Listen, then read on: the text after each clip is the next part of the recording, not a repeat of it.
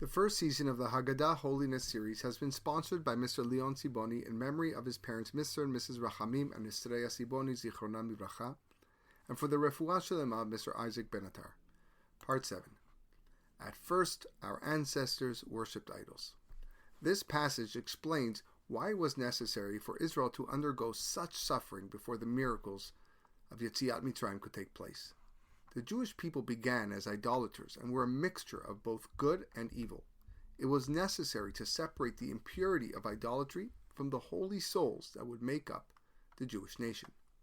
With each passing generation, purity and impurity were separated from one another.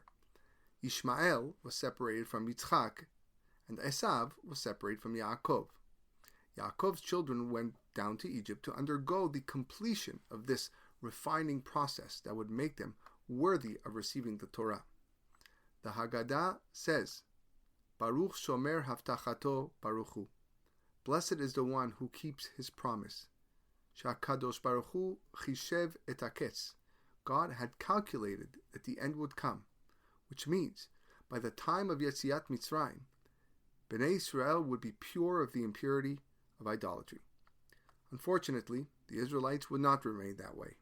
They would worship the golden calf and would need to be purified through suffering yet again. So the Haggadah tells us it is this promise. In every generation, there were those who rose up against us to destroy us.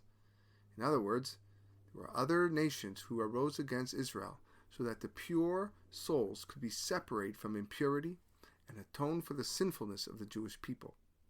Even though the people of Israel left Egypt pure, they became impure because they worshipped a golden calf. But God continues to save us through suffering by using those who persecute us as a means of purification.